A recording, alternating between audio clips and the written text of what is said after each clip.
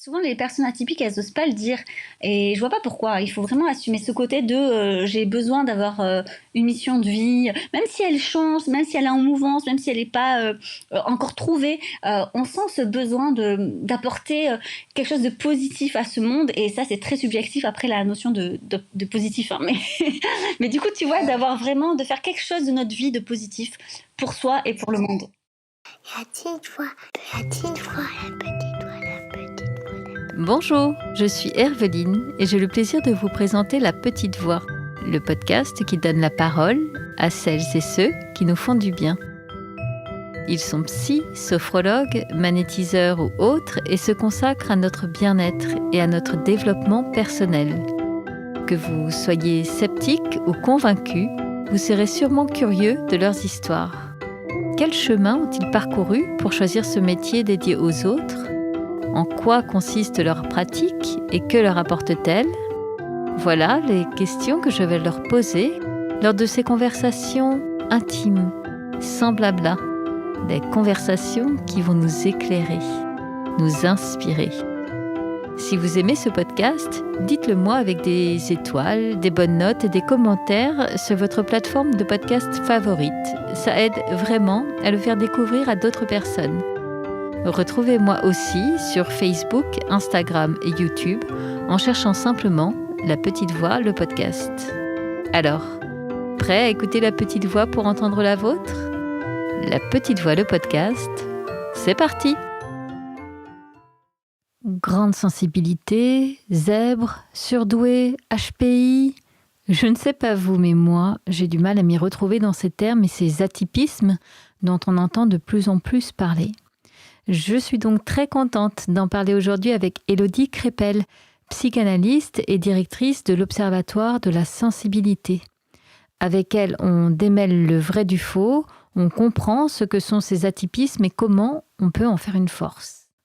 Élodie nous parle d'elle, de cette enfant sensible qu'elle était, du décalage qu'elle ressentait avec les autres enfants.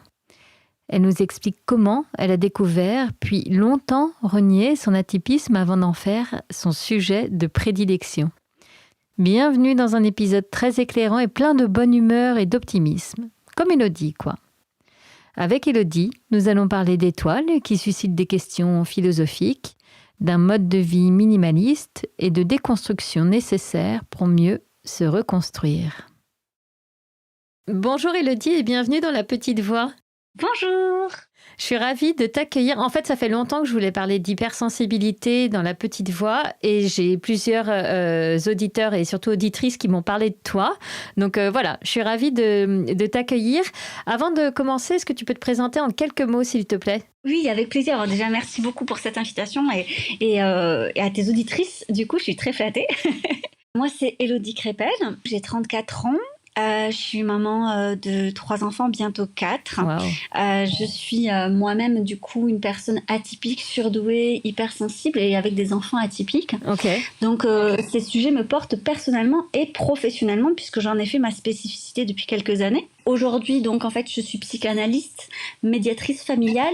Je suis également directrice de l'Observatoire de la sensibilité qui a été créé par Savario Tomasella. Oui. Et donc, je donne des conférences et des formations auprès d'autres professionnels, notamment sur ces sujets. Alors, on va revenir un petit peu en arrière, puisqu'on va commencer par parler de ton parcours.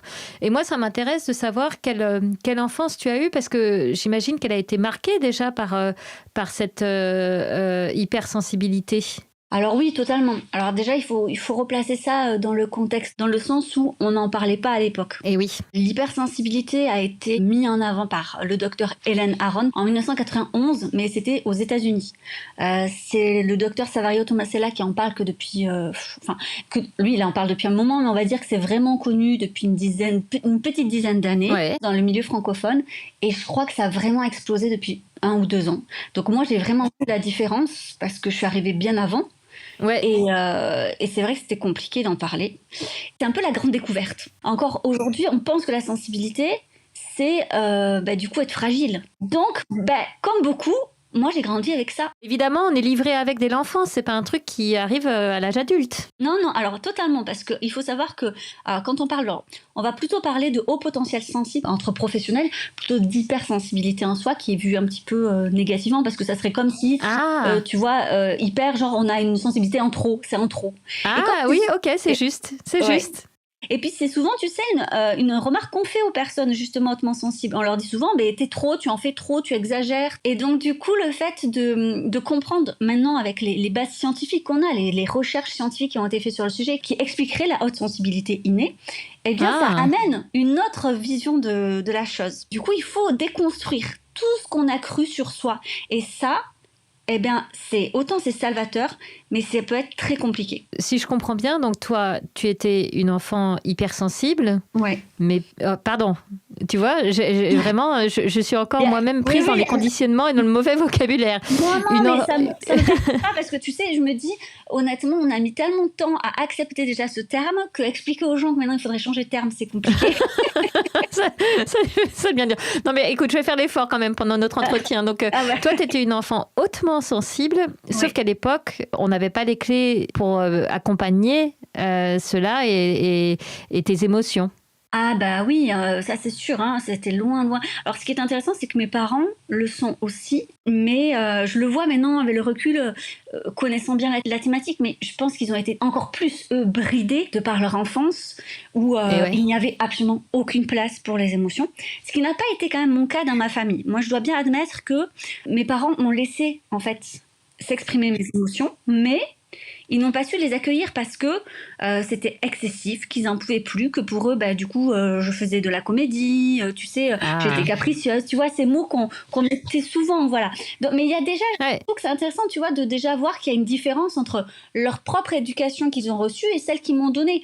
Parce qu'il y a déjà un petit progrès, en fait. C'est ça, en fait, ils ont évolué.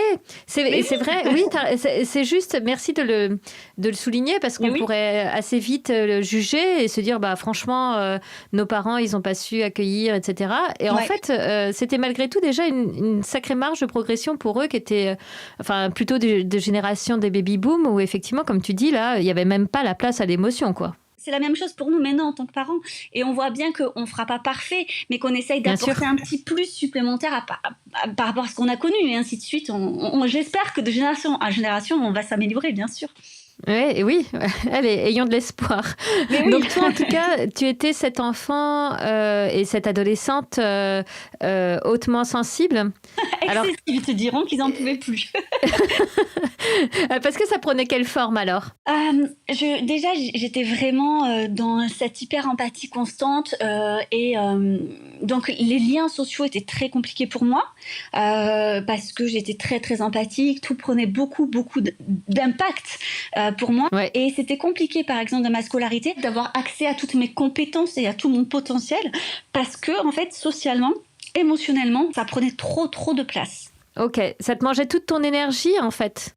Totalement. C'était très angoissant, rien que le fait de quelle copine j'allais retrouver, quelle personne il y aurait pour la récréation, et s'il n'y a pas ma copine à la récréation, qu'est-ce que je devais faire, comment éviter la récréation. C'était source d'angoisse terrible. Les relations sociales, c'était très compliqué.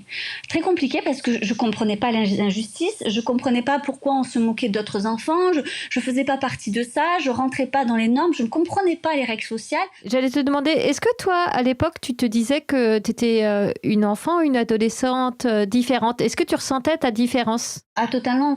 Totalement, parce que je trouvais pas d'amis avec qui je pouvais être vraiment moi-même. Ah. Je m'intéressais pas du tout au même sujet de conversation, j'avais envie de philosopher sur plein de choses et je me rappelle très bien, tu vois, là j'ai de mémoire un souvenir où j'étais sur le bord de ma fenêtre de la chambre avec mon ami d'enfance et je regardais les étoiles et je sais pas quel âge on devait avoir, mais une dizaine d'années, peut-être 11 ans, 12 ans, et je lui disais c'est fou, on doit pas être la seule espèce, je me souviens dans l'univers, tu t'imagines, tout ça, et je commence à parler de ça. Et puis elle a rigolé, elle me dit mais qu'est-ce qu'on s'en fout. Aïe aïe aïe. Alors c'était pas méchant, mais je sentais que je pouvais pas trouver d'interlocuteur en fait. Toutes mes questions sur la vie, sur le sens de la vie, sur le sens que je voulais mettre sur ma vie, sur le fait comment je ressentais les choses, ça a toujours créé un décalage énorme. Et je pense qu'il s'est plus ou moins après comment dire, disons que j'ai trouvé des personnes qui me correspondent bien plus tard, plutôt dans les études supérieures, parce que après tu choisis davantage, je pense, les gens avec qui ça matche mieux. Ouais. Et quand j'ai su vraiment que j'étais atypique.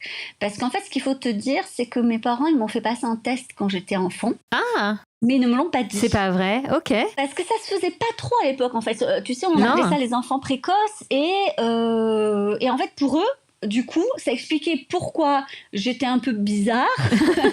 Mais ce qu'ils avaient gardé en tête, c'est que si j'étais pas en fait la première de la classe, c'est parce qu'en fait, du coup, j'étais fainéante.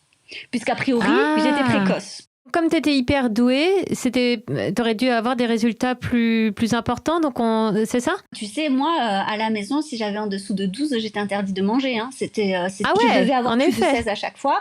Et si j'avais en dessous de 12, ça veut dire que je n'avais rien fait, que j'étais fainéante, que j'étais une bonne à rien. C'est ce que j'entendais à la maison. Et j'étais coincée dans ma chambre pendant des heures, interdite de manger, interdite de sortir. C'était vraiment comme ça. Hein. J'ai vécu là-dessus et du coup, c'était pas forcément évident. Parce que, alors là, tu soulèves un point intéressant. Tout ce qu'on est en train de décrire, là, de l'environnement dans lequel tu étais, de la petite fille adolescente que tu étais, c'est qu'en fait, ça a cassé la confiance en toi. Totalement. Tu sais, à force de sentir que c'est toi qui n'es pas comme les autres, t'es obligé forcément de te dire c'est toi le problème. Et comme le dénominateur de ma vie, c'est moi, forcément, comme tout le monde, on a tendance à se dire que forcément j'ai un problème. Puis en plus, les gens te le disent. Tu es trop excessif, tu ne devrais pas réagir comme ça, enfin, sois un peu plus mature, mais enfin, ça suffit maintenant, tu en rajoutes. Enfin, donc forcément, quand tu entends ça, tu sais, en grandissant, vu que tu as une enfant et que tu n'as pas le recul nécessaire et qu'en plus, tes figures d'attachement, c'est un peu toute ta vie, oui, tu y crois, tu vois.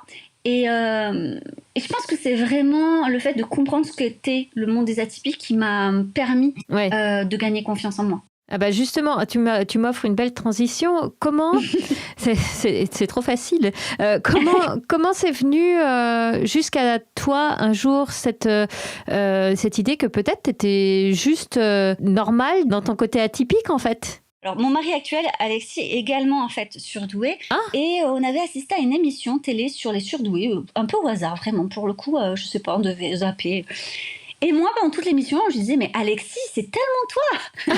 Et lui, c'était drôle parce que pendant toute l'émission, il me disait, mais non, c'est toi, en fait. Oh, c'est drôle. Et oui. Alors, on l'envisageait pas du tout pour soi, mais pour l'autre, mais c'était une évidence. Ouais. Et du coup, on s'est challengé l'un l'autre pour passer, donc on avait 20 ans ou 21, je sais plus, pour passer le test de douance. Ok. En fait, on voulait absolument que l'autre le passe, mais on voyait pas pourquoi on le passerait soi. Mais du coup, pour démontrer à l'autre, tu vois, d'une certaine manière que... C'est beau. Oui, et on l'a passé tous les deux. Et la surprise. La surprise, effectivement, on était tous les deux surdoués, avec des profils différents, ce qui fait que voilà pourquoi on se ressemble pas sur plein de points aussi, et pourquoi moi je le voyais lui, et lui me voyait moi sans se voir soi-même. Ah. Et alors par contre, lui autant ça l'a soulagé, tu vois, d'avoir cette réponse, et puis ça expliquait bien les choses. Autant, moi j'étais vraiment dans le déni et pendant 2 ans, j'ai refusé clairement d'en parler. Comment tu l'expliques ça maintenant avec du recul ? Pourquoi ça a été dur de l'accepter ? C'était trop douloureux. Parce que ça douloureux ? Oui, ça remettait trop de choses en question. Moi, je m'étais ancrée avec une idée de qui j'étais. Je me trouvais bête, incapable. Tous ces mots finalement qu'on m'avait répétés. Même si c'était négatif, en fait, ça a créé un puzzle de ma vie. Ouais. Et quand on t'apporte ça, en fait, on te dit toutes les pièces que t'as mis, c'est pas bon, faut tout enlever. J'étais pas prête à remettre tout ça en question. J'étais pas prête à démolir tout ce que je pensais être, en fait, d'une certaine manière. Tu vois ? Ouais. Donc, ça a pris du temps. Et c'est ce que je dis souvent maintenant, tu vois, quand j'accompagne les gens en disant « Écoutez, moi, j'ai mis 2 ans. Je pense que... » Donc, tout va bien.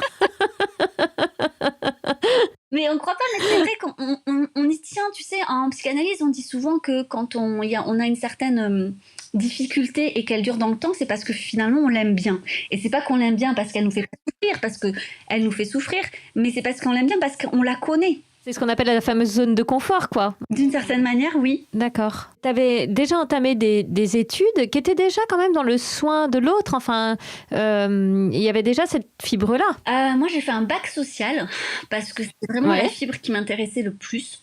Et après, je suis allée en fac de droit, mais ça m'a pas plu. Et en fait, je sais pas trop pourquoi je me suis tournée vers le social parce que finalement, c'est ce qui m'avait le plus plu au lycée, le social. M'occuper des problématiques des autres, finalement, a toujours été inné. Ok, donc tu t'es tournée vers ça assez naturellement finalement. Voilà, j'ai passé le concours pour être assistante sociale, je l'ai réussi. Sans trop connaître le métier, je me suis retrouvée en promotion d'assistante sociale, que j'ai adoré, et j'ai vraiment découvert un autre milieu que je connaissais pas du tout. Et j'ai exercé ce très beau métier pendant quelques années du coup. Mais en parallèle, j'ai toujours continué les études. Ah, ok. Tu faisais quoi alors? C'est là où tu as commencé tout ce qui était psycho? Alors, je faisais souvent des doubles cursus. Je sais que j'ai fait anthropologie, j'ai fait de la philo, j'ai fait de la psycho, j'ai fait sciences d'éducation aussi. Qu'est-ce que j'ai fait? Enfin, tu vois, c'était quand même dans le social. Et puis la psychologie, du coup, je suis allée... Bon, j'ai passé la licence et quand il a fallu choisir un master, j'ai choisi le master en psychanalyse. Ok. Mais du coup, j'étais pas du tout partie pour faire ce que je fais aujourd'hui. Donc, tu étais assistante sociale, mais dans cette double vie, entre guillemets, où tu te formais pour devenir psy, est-ce que justement tu te projetais tu te voyais avoir ton cabinet de psychanalyste et de recevoir des patients, etc.? Non, moi je me dirigeais vraiment pour la recherche. J'étais plutôt là-dedans, même si à côté, en fait, j'étais également médiatrice familiale. Donc à côté, si tu veux, j'avais vraiment mon boulot en tant qu'assistante sociale, médiatrice familiale, où j'étais vraiment dans l'aide et l'accompagnement. Et du coup, pour moi, les études m'apportaient une autre nourriture intellectuelle dont j'avais besoin. D'accord. Et me stimuler en fait au niveau intellectuel. Et c'est pour ça que je me dirigeais plutôt vers la recherche à côté. Ah, ok. C'est vraiment, alors ça, j'imagine que c'est une des particularités de la douance, c'est ce besoin d'être hyper stimulé tout le temps et de se former en permanence. C'est vrai, ça s'arrête jamais. Mais oui, mais ouais, c'est génial en même temps. Donc du coup, tu avances quand même dans ce métier d'assistante sociale. Qu'est-ce qui fait qu'à un moment, tu vas vouloir t'éloigner de ce métier-là? Mon conjoint à ce moment-là était interne en médecine, donc il était muté dans une autre région. Okay. Donc je dois quitter mon emploi. Et à ce moment-là, je me retrouve, j'étais solo du coup, avec mes 2 enfants, dans une nouvelle région, sans famille, sans amis. Et je m'épanouis pas totalement dans ce rôle de maman, bien que j'adore mes enfants et que maintenant on fait même du unschooling, donc je les ai vraiment à la maison tout le temps. Ouais. Mais j'avais envie d'être stimulée autrement en plus, et donc j'ai l'idée de faire un petit blog et de partager mes connaissances. Ah. Et donc du coup j'avais vraiment envie parce que j'étais passionnée, et en fait de là, écoute, ça a commencé à se partager, à plaire aux gens. Ah. Voilà, c'était comme ça que c'est parti. Je pense que ça m'a permis de percer dans le sens où enfin une professionnelle, en fait, elle pouvait apporter du concret en fait. Ouais. C'était pas que du témoignage ou voilà. Et du coup, je pense que ça a bien pris grâce à ça. J'imagine que quand tu as ouvert ton blog, c'était pas du tout dans l'intention un jour de vivre de cette activité-là en ligne.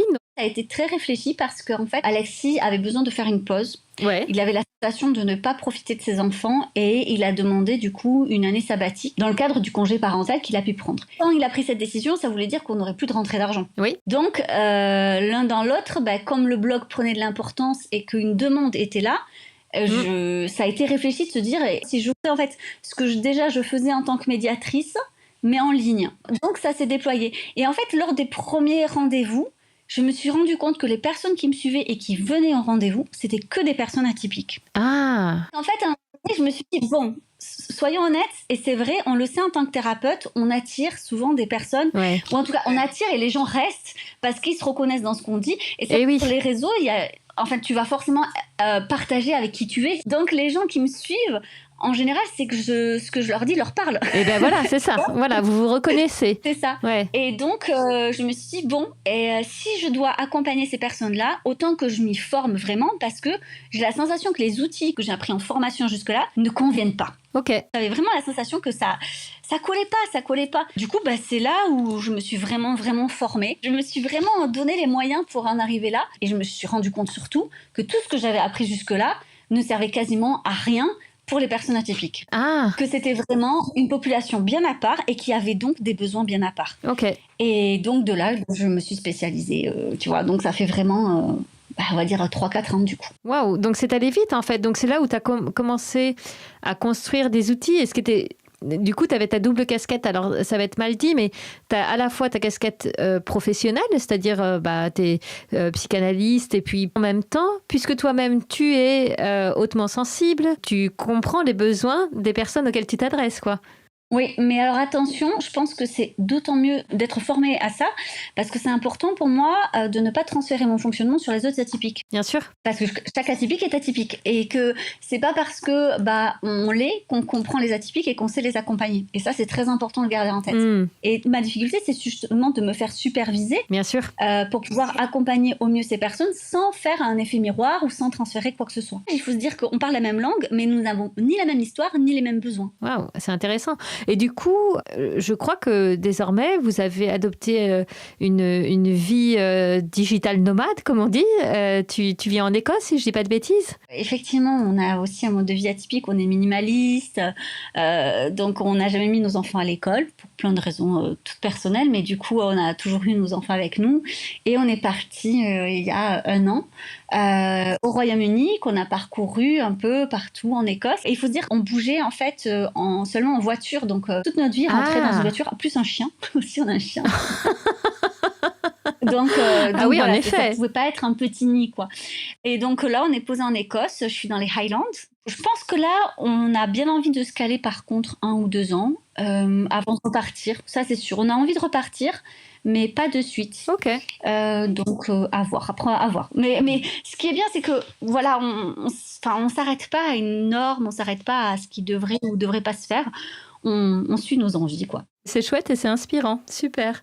Ce que j'aimerais comprendre maintenant, j'aimerais vraiment qu'on parle de la haute sensibilité et de la douance. Bon, déjà, est-ce que tu peux tout simplement nous en donner une définition, s'il te plaît ? Déjà, ce sont 2 choses différentes. Et ça, c'est important de le dire parce que souvent, on confond. On pense par exemple que tous les surdoués sont hypersensibles. C'est pas du tout le cas. Je rappelle que la douance concerne entre 2 à 5% de la population, tandis que la haute sensibilité, c'est 30%. Donc déjà, c'est pas la même chose. Ensuite, d'accord. Donc, alors, pardon, je t'interromps 2 secondes. Ça veut dire qu'on peut être évidemment l'un sans l'autre. Exactement. On peut être les deux, on peut ne être aucun des deux, et l'un et l'autre, ou l'un sans l'autre, enfin voilà, tout est possible. Mais être hypersensible, ça relève 2 choses. Ça relève de l'hyperémotivité et des hyperesthésies. Les hyperesthésies, qu'est-ce que c'est ? C'est avoir un ou plusieurs sens, en fait, plus développés que la moyenne. Donc, tu as l'ouïe, la vue, l'odorat, le goût, le toucher. C'est rare d'avoir les 5, mais en général, les hypersensibles en ont 2-3 bien développés qui peuvent être quand même bien embêtants au quotidien. Ok. Donc il faut avoir ces 2 pôles, et c'est comme le fait de croire que parce qu'on vit une période d'hyperémotivité, on est hypersensible. Absolument pas. Ouais.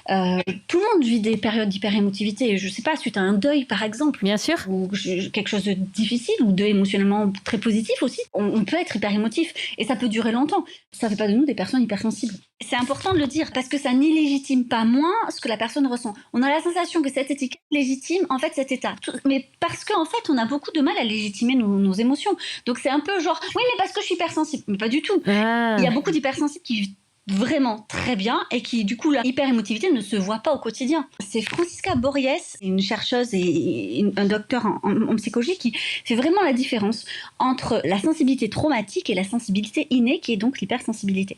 Et c'est 2 choses totalement différentes. Vraiment, il faut garder en tête que la haute sensibilité c'est un potentiel dès la naissance. Aussi pour la douance, parce que la problématique de la douance c'est que les gens pensent que c'est une caractéristique très positive. Non, il y a beaucoup de personnes en fait surdoués qui souffrent, comme il y a beaucoup de surdoués qui ne souffrent pas. Ça, c'est aussi important parce qu'on est parti aussi des fois dans le truc inverse, de dire tous les surdoués sont en souffrance, ils sont tous. Oui, c'est vrai qu'on pourrait vite avoir cette image-là. T'as raison. Il y a de tout partout. En fait, le biais qu'on a, c'est que les psychologues, ils reçoivent en cabinet que ceux qui sont en difficulté, mais ceux qui vont bien, ils vont bien. Voilà, ils ont appris à vivre avec, en fait. Il y a beaucoup d'études maintenant qui démontrent que c'est beaucoup en lien avec la manière dont ça a été perçu dès l'enfance. Ah, c'est intéressant. Un enfant hautement sensible, s'il est dans une famille où on ne l'a jamais malmené par rapport à sa sensibilité, on ne lui a jamais fait remarquer comme quelque chose de négatif, se posera peut-être même pas la question s'il est oui ou non hautement sensible en grandissant. Tu vois, c'est vraiment quelque chose qui lui viendra pas en tête et il ira très bien. Et donc, du coup, c'est vrai qu'on voit beaucoup associer le principe de haute sensibilité et de douance. Pourquoi est-ce qu'on fait le lien entre les deux alors qu'on l'a dit il y a quelques minutes, les deux peuvent être complètement séparés? Je pense qu'on fait le lien parce qu'en fait, on a surtout étudié pendant des années la douance chez l'enfant. Ouais. Et les enfants ont une hyperémotivité de base. Ça ne veut pas dire qu'ils sont tous hypersensibles. Et les sciences sur l'hypersensibilité sont arrivées bien plus tard. Donc en fait, ce qui était notable en premier lieu, c'était ces enfants qui avaient une grande hyperémotivité, donc on a associé les deux. Ouais. On a associé ça, mais parce que vraiment, on a étudié la douance, surtout chez les enfants précoces. Il y a très peu de temps qu'on s'intéresse en fait à la douance chez l'adulte. Et encore, j'ai envie de dire, chez les personnes âgées, c'est le néant total, il n'y a absolument rien. Ce terme, il vient quand même du fait qu'on comparait en fait ces enfants à des enfants du même âge et on se rendait compte qu'ils étaient précoces. Oui. C'est le terme en fait d'origine. Mais du coup, on l'a pas étudié par la suite et on a un peu tout mélangé. Ah, ok.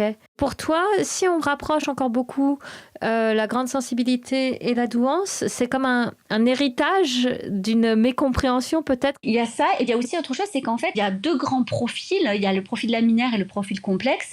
Et dans le profil complexe, il y a souvent une grande hypersensibilité. Et c'est souvent le profil complexe qui va finalement se sentir un peu à part et qui va plutôt se tourner vers des thérapies et chercher des réponses parce qu'il y a un mal-être. Ah. Donc on va plutôt parler en fait d'eux. D'où le fait que comme c'est une population qui fait plus parler d'elle dans les surdoués, forcément, là aussi, on se dit que tout le monde est comme ça. Alors que pas du tout, il y a deux grands profils. Il faut par contre se dire que la douance, on n'est pas 100% laminaire, 100% complexe. Ouais. Et c'est ça qui, parfois, est un peu compliqué à comprendre dans le sens où on navigue un peu entre les deux profils avec une tendance et une majorité dans l'un ou dans l'autre.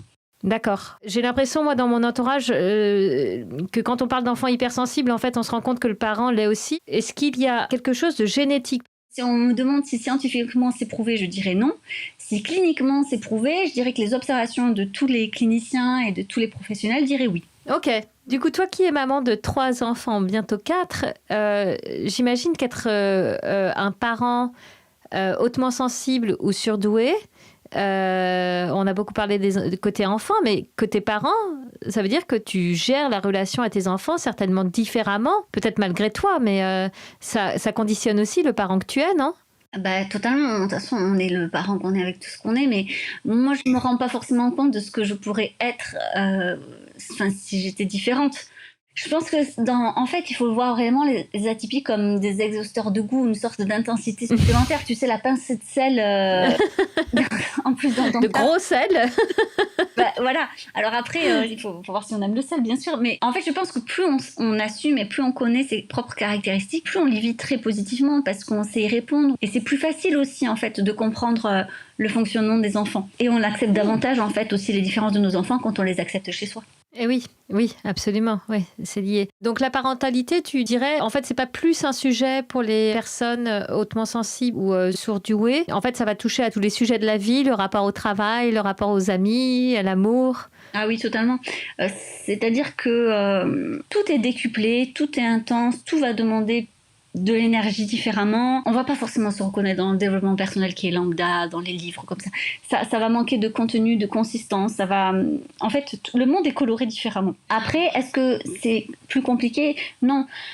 Ça peut être un atout aussi parce que moi, je sais que par exemple, ma mère, elle m'a toujours dit qu'elle n'avait pas réussi à prendre sa place auprès de moi, qu'elle avait la sensation que j'allais trop vite, qu'elle était jamais à la hauteur, que elle avait la sensation que déjà toute petite j'étais très autonome et que du coup elle a pas réussi à trouver sa place en tant que maman auprès de moi, et ça malheureusement ça je pense générer des difficultés entre elle et moi. Et oui. Du coup moi j'ai la sensation de suivre mes enfants, tu vois, de courir la même course qu'eux en fait. Ah génial. Donc c'est pour moi c'est un atout, même si bien sûr belle intensité entre les leurs et les miennes font une famille, tu vois.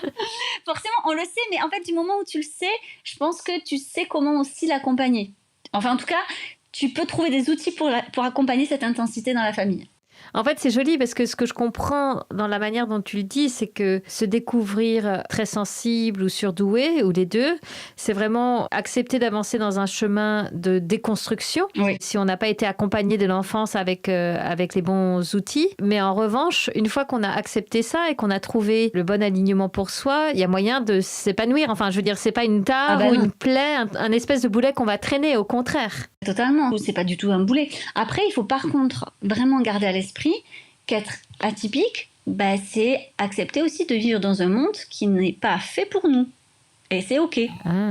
Parce qu'on est quand même une minorité, et donc il faut quand même penser que ce monde, il a été fait par et pour des personnes typiques. Ouais. Donc forcément que si on s'entête toute notre vie à essayer de trouver une logique ou à essayer de rentrer absolument dans le moule, on va juste se faire du mal. Et oui. Et donc, il vaut mieux juste admettre que on est atypique, ok, maintenant, qu'est-ce qu'on en fait? Ça, chacun en fait ce qu'il veut. Ouais. Mais on peut aussi trouver sa place, en fait, dans ce monde, même en tant qu'atypique. Déjà parce qu'il y a d'autres personnes atypiques, et aussi parce qu'il y a de la place pour tout le monde. Mais pour ça, il faut vraiment, en fait, juste le reconnaître. Bien sûr. Et ne pas essayer de viser quelque chose qui n'est pas fait pour nous. Oui, parce que c'est là où tu risques de te casser les dents et te rendre très malheureux. Oui, et puis de rendre très malheureux aussi les autres. Hein, parce que, du coup, tu peux être vraiment, vraiment malmenant. Hein. Ouais, par exemple. Dans le monde du travail, il y a clairement des managers, par exemple, qui ne réalisent pas leur atypie, qui ne réalisent pas que leur fonctionnement est donc atypique, et va pousser leurs collaborateurs jusqu'au bout, sans se rendre compte que leur exigence n'est pas du tout possible. Ouais. Il y a vraiment cette idée-là, en fait, quand on est un profil atypique, comme tu dis, c'est hyper important de se connaître, parce que sinon, on essaiera toujours de rentrer dans le moule, et ça va vraiment... C'est là où on se fait du mal. Oui. Et où on fait du mal aux autres, d'ailleurs, comme tu disais. Ça, parce que du coup, on peut ne pas réaliser aussi que son moule à soi est quand même très particulier et vouloir faire rentrer de force l'autre dans notre moule. Ouais. Et ça marche pas non plus. Ouais, c'est ça marche pas. Waouh. En fait, en tout cas, il y a quelque chose qui est génial quand je t'écoute et je pense qui est aussi typique de l'atypie, justement. C'est cette... j'allais dire la bougeotte, mais c'est pas joliment dit, mais t'as besoin de toujours être stimulé, d'avancer, peut-être d'avoir des nouveaux projets. Donc, j'avais envie de te demander quels seraient tes prochains projets. Alors, il y a le bébé à venir, mais est-ce que tu as déjà d'autres idées qui sont en train de germer en tête? Alors j'en ai souvent beaucoup. Déjà, de toute façon, je suis dans l'écriture de plusieurs livres en même temps là, donc le temps qu'ils sortent et que je les porte comme projet. Ok. Après, j'ai de nouvelles formations qui vont se créer et donc je trouve ça vraiment chouette parce que je commence à parler aux professionnels et ça me plaît beaucoup parce que ça permet de faire immerger différemment ces spécialités, parce que c'est en formant d'autres professionnels correctement qu'encore d'autres personnes seront accompagnées correctement et donc que le sujet sera correctement mené aussi et qu'on arrêtera d'avoir beaucoup d'idées reçues et préconçues sur ces sujets. Donc ça, c'est vraiment quelque chose qui me porte. Ouais, chouette. Bon, écoute, merci. Moi, j'ai appris plein de choses et puis on te sent tellement animé par ton sujet que j'ai l'impression qu'effectivement, tu as encore beaucoup de ressources à partager avec nous sur tout ce qui touche au profil atypique. Je crois que tant que j'aurais pas eu la sensation de transmettre tout ce que j'ai à transmettre, je pourrais pas me lasser. Parce que c'est comme si j'avais une mission importante, tu vois. Oui, ok. Tu te sens investi d'une mission, en fait. Oui, mais je pense que ça, c'est très... souvent, les personnes atypiques, elles n'osent pas le dire. Ce côté de j'ai besoin d'avoir une mission de vie, même si elle change, même si elle est en mouvance, même si elle n'est pas encore trouvée, on sent ce besoin d'apporter quelque chose de positif à ce monde, et ça c'est très subjectif après la notion de positif, hein.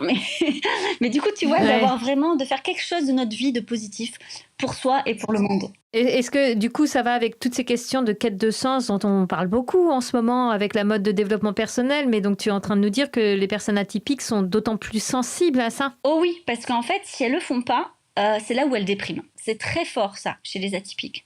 C'est vraiment quelque chose qui les guide. C'est ce qu'on appelle l'entéléchie chez elles. Et c'est vraiment très puissant. Et on se rend compte que notamment les surdoués qui ont une entéléchie fragile, qui n'ont pas trouvé encore une quête de sens, de vie, sont vraiment très mal dans leur vie. Et ont des symptômes même dépressifs. Mais en même temps, du coup, je trouve qu'il y a un truc très, très, très chouette et très beau. C'est que j'ai l'impression que quand tu as déconstruit, quand tu as trouvé ton bon alignement, et du coup, puisque tu es plein de potentiel, alors là, tout est possible, quoi. C'est ce que tu disais il y a quelques minutes. Là, les portes s'ouvrent en très grand. C'est ça. Il y a juste ce boulot à faire en amont, quoi. Et après, il y a le souci du perfectionnisme. C'est qu'attention, souvent, il y en a, ils vont se freiner parce qu'ils ne pourront pas avoir les moyens de donner tout ce qu'ils veulent donner. Parce qu'il y a une sorte d'idéalisme, en fait, qui vont les freiner. Et ça, c'est dommage. Ça, c'est important, par contre. C'est pour ça que ça amène, par exemple, la procrastination chez les surdoués. Et là, j'encourage vraiment à se faire accompagner par un coach ou une thérapeute spécialisée dans la douance, notamment, pour travailler ça, parce que du coup, on fait du surplace et c'est catastrophique. Ouais, pour pas s'empêcher d'avancer, quoi. C'est quand même trop dommage. Totalement. Et ouais. Waouh, bon. Eh ben, écoute, Élodie, merci beaucoup. Moi, ça m'a bien éclairé tout ça. Ouais. J'ai quelques questions pour toi avant de finir notre entretien. Bon, la première qui fait référence au titre du podcast, je voulais savoir si tu écoutes souvent ta petite voix. Ah, l'intuition, c'est ça ? Ouais. Alors, moi, je trouve intéressant cette notion d'intuition, si tu me permets, parce que je trouve que selon les personnes, ça a vraiment plusieurs sens. Ok. Il y en a qui vont le côté un peu spirituel, sixième sens. Moi, si je la relie à la douance, forcément, pour moi, c'est plutôt de l'ordre d'une analyse très rapide dans ton cerveau qui fait qu'en fait, tu vas t'appuyer sur différentes observations de manière inconsciente pour trouver en fait la solution ou justement une idée. Voilà. À mon sens, c'est plutôt ça. Ouais. En tout cas, moi, je le vois comme ça. Dans ces cas-là, oui, je la suis totalement parce que j'aime bien prendre des décisions quand même rationnelles et réfléchies. Donc, du coup, même si elles arrivent très rapidement et que ça pourrait être de l'ordre de l'intuition si on ne me connaît pas, en fait, je sais que mon cerveau a déjà analysé, suranalysé et pris la décision avec toutes les notions qu'il a en fait en magasin, quoi. Ok, c'est que l'analyse se fait rapidement, en fait. C'est ça, elle se fait juste rapidement et c'est ok. Et oui, après, ça marche. Ce qui peut biaiser par contre, des fois ma petite voix, ce sont mes craintes, mes peurs, parce que j'en ai aussi. Et avoir une personne, une ressource auprès de qui tu vas pouvoir déposer ça, permet justement de pouvoir écouter cette petite voix en conscience. Oui, ça laisse plus d'espace à cette petite voix. C'est ça. Est-ce qu'il y a un livre qui a particulièrement éclairé ton chemin de vie ? Pas particulièrement, non. Quand j'étais adolescente, je lisais beaucoup de livres autobiographiques très durs, très douloureux. Ah ! Je crois que j'avais vraiment besoin, pour le coup, de comprendre le monde dans toute sa noirceur. Et tu vois, je me dis, avec le recul, si je me suis autant dirigée vers des voies, en fait, sur les sciences humaines, puisque j'ai quand même bien... je suis allée vers toutes ces voies-là. C'est parce que, justement, je ne comprenais pas l'humain. J'ai jamais aimé les romans, par contre. Jamais. J'accroche pas du tout avec les romans, ça me stimule pas. Donc, je vais plutôt aller sur des livres qui vont m'apporter des ressources professionnelles, qui vont me stimuler, qui vont m'apporter des choses comme ça. Et donc, il y en a plein, mais j'en ai pas un en particulier. Ok. Bon. Écoute, on n'est pas obligé d'en avoir un en particulier. En revanche, est-ce que tu as un rituel bien-être ? Je dirais pas que c'est un rituel. En tout cas, je sais de quoi j'ai besoin. Je sais que régulièrement, j'ai autant besoin d'être tranquille, seule. Et du coup, j'adore aller marcher dans la nature. C'est vrai que dans les Highlands, vraiment, il y a beaucoup de coins magnifiques. Et donc, aller marcher seule comme ça, pour moi, c'est vivifiant. Et en même temps, par contre, je sais que j'ai aussi besoin d'une intensité dans ce que j'entreprends. Ouais. Et que d'avoir cet espace, en fait, possible dans cette créativité, dans cette intensité, dans faire plusieurs choses à la fois. Ça, c'est très important pour moi aussi. Sinon, je me sens un peu comme un lion en cage et du coup, ça ne me convient pas. Souvent, on me dit comment je fais pour justement gérer une entreprise tout en ayant des enfants en unschooling et intense. Je dis, mais justement, je pense que ça me nourrit. C'est bien, tu as un 4e enfant qui arrive. C'est ça, voilà. Mais oui, c'est ça. Non, mais je pense qu'effectivement, il y avait quelque chose de cet ordre-là. J'aime que ça foisonne, en fait. J'aime vraiment ça. Écoute, là, t'es servie.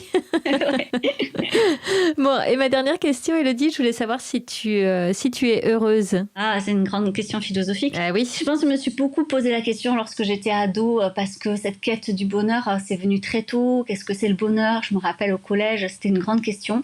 Très vite, je me suis rendu compte que cette question n'avait absolument aucun sens, parce que déjà, on y met ce qu'on veut. Et je l'ai vraiment, en fait, lâché pour me dire, est-ce que juste je suis en phase avec qui je suis ? Parce que finalement, c'est ça, en fait, qui me rend heureuse. Malgré tous les événements de la vie qui sont de toute façon hors de contrôle, si je suis en phase avec qui je suis, avec mes valeurs, Alors oui, je suis heureuse. Ok, en tout cas, c'est une bonne question, effectivement, à se poser. Plus que est-ce que je suis heureuse, est-ce que je suis alignée, oui, absolument. Élodie, je te remercie beaucoup. C'était hyper intéressant. Et puis en plus, je suis contente parce qu'on se retrouve la semaine prochaine. Avec plaisir. Pour parler des femmes surdouées et de leur spécificité. Donc, je te remercie et je te dis à très bientôt alors. À bientôt et merci à toi. La Petite Voix, le podcast, c'est fini pour aujourd'hui. Si cet épisode vous a plu, s'il vous a inspiré, alors dites-le moi avec des étoiles, des bonnes notes et des commentaires sur votre plateforme de podcast favorite. Ça aide vraiment à faire découvrir La Petite Voix à d'autres personnes. Retrouvez-moi aussi sur Facebook, Instagram et YouTube en cherchant simplement La Petite Voix, le podcast. D'ailleurs, c'est aussi sur ces pages que je vous raconte les coulisses de ma rencontre du jour et que vous trouverez toutes les références de l'épisode. Une dernière chose qui me tient vraiment à cœur, je serais ravie d'échanger avec vous sur vos impressions, de recevoir vos questions et vos suggestions sur les invités que vous aimeriez entendre. Alors surtout, n'hésitez pas à m'écrire. Merci beaucoup et à bientôt sur La Petite Voix.